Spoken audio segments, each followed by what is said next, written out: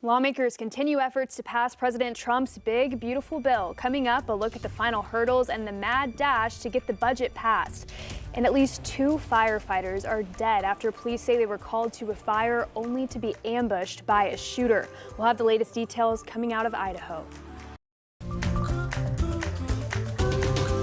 Covering news where you live. This is 5 News at Noon. Well, thank you so much for joining us today for your 5 News at Noon. I'm Morgan Wrigley here with Joshua Weisel, and it's another day of tracking some thunderstorms across the area. We were talking about yesterday in northwest Arkansas. There was a pretty sudden storm that happened kind of in the evening hours, and then right now in the River Valley we're seeing some storms. Yeah, it's been a busy last couple of days.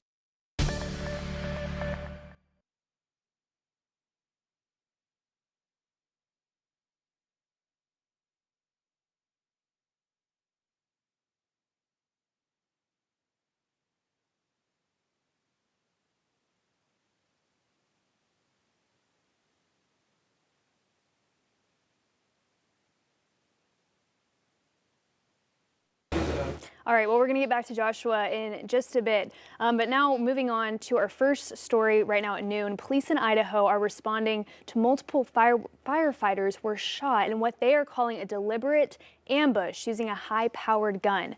2 firefighters died and another is seriously injured. It began on Sunday afternoon as firefighters responded to a brush fire at a popular hiking spot in Coeur d'Alene when a gunman started shooting. Police believe the suspect set the fire intentionally. The sheriff says gunfire was exchanged with the suspect, leading to a standoff, which ended hours later when authorities were able to hone in on a cell phone signal, which then led them to the body of the suspected gunman and a firearm. And we honed in on that cell phone, and we saw that there was a male, appeared to be deceased, with a weapon nearby.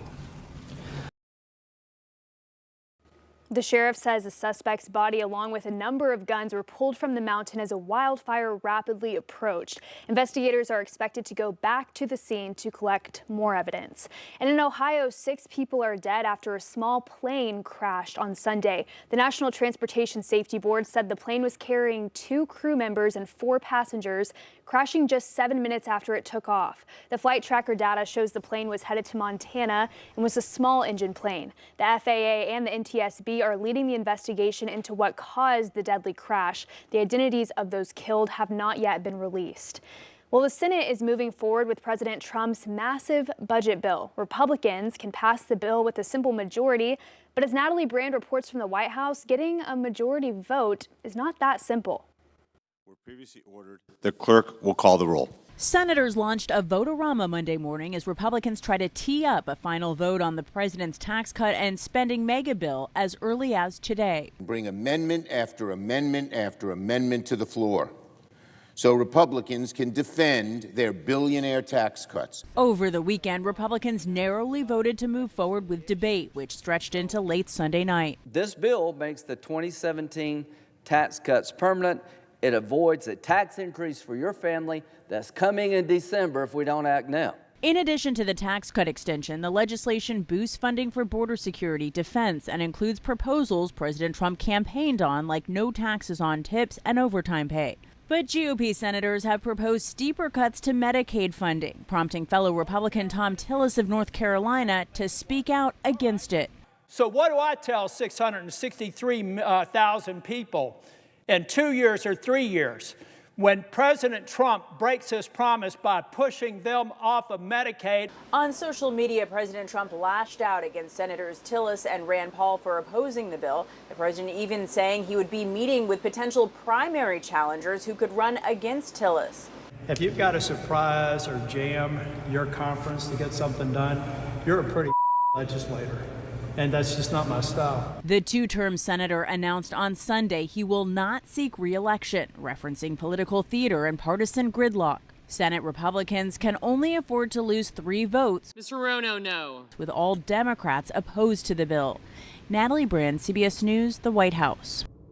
Even if the bill clears the Senate, it must return to the White House, where any changes could jeopardize the slim majority that passed it earlier.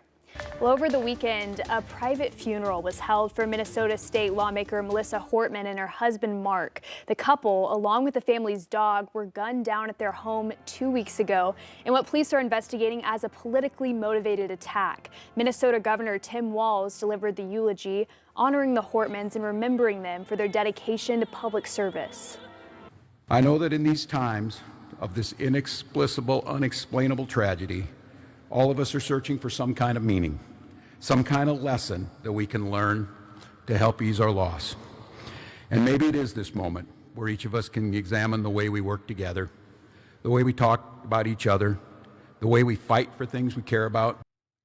Thousands turned out at the Minnesota State Capitol the day before the funeral, where the couple was lying in state. The Hortman suspected killer is behind bars and awaiting trial. Prosecutors say Vance Belter was impersonating a police officer and wearing a mask when he shot the couple at their home. A manhunt for him lasted 2 days. He's also accused of shooting and seriously wounding State Senator John Hoffman and his wife the same night. Investigators believed he planned to target dozens of other lawmakers. Well, it's been 1 week since a U.S.-led airstrike on Iran's nuclear facility. CBS News' Imtiaz Tiab is in Iran, where after several weeks of war, he shares what he's seeing on the ground. Saeed Rahim Bathai has long been CBS News' eyes and ears in Iran. For 16 years, he's introduced us to everyday Iranians who have shared with us their hopes and fears. After 12 days of devastating war with Israel, we've seen a certain level of national unity we haven't before. What do you account for that? Iran is an Asian country with an Asian civilization, more than 5,000 years of history. So they want to preserve it. They say, we are the nation. We have a national identity. Don't smash, don't try even to smash, or don't insult our pride and this deep civilization. If the U.S. and Israel was able to use military force to collapse this regime, what would happen to Iran and the wider region? Well, that would be a disaster. We have already seen what happened in Libya, what happened in Syria. Iraq actually is a big example for us. That's a disaster for the region. Are you hopeful for the future? I think we are going towards darker days. That's very unfortunate. You think you're going towards darker days? I'm not a fortune teller, but my instinct tells me yes, we are going towards darker days. But I strongly, I hope I'm wrong. A desire for peace that many people we've been speaking to here in Iran hope is heard in Tel Aviv and Washington.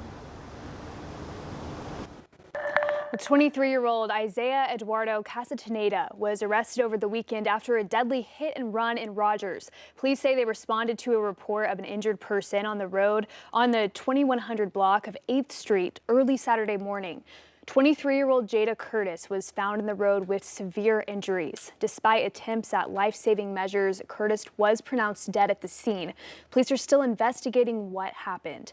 And several significant laws are set to take effect across Arkansas tomorrow. State universities will expand their workforces. The University of Arkansas is now authorized to add 250 new positions, and Arkansas State University can fill 50 more roles. First responders will now receive expanded line-of-duty death benefits, including coverage for certain cancer-related illnesses. And state employees will have access to a new student loan repayment program offering up to $10,000 in assistance. And a tech industry trade group has sued the state of Arkansas over 2 new laws that would place limits on social media platforms. One of the laws would allow parents of children who died by suicide to sue over harmful online content. The lawsuit, filed by Net Choice in federal court in Fayetteville, comes just months after a judge struck down a separate state law requiring parental consent for minors to create social media accounts. The new laws were signed by the governor earlier this year. We're hearing from Arkansas business owners after Arkansas Attorney General Tim Griffin announced a court decision allowing the state to ban certain cannabis products. The act that federal courts upheld would ban Delta 8, a substance often found in cannabis that the FDA says is unapproved and dangerous for kids. Many local shops that sell CBD products worry that the 25-page act would ban most of their product and put them out of business. Hot Springs owner Roger Crawford says that the claims that these products are killing people is wrong. Google how many people die from alcohol every day. Google how many people die from tobacco every day. Google how many people die from gun violence every day in the state of Arkansas. We have an emergency bans on all of those? No, they're in every shopping center. Griffin said in a press conference that he hopes the ban will go into effect in about 8 weeks.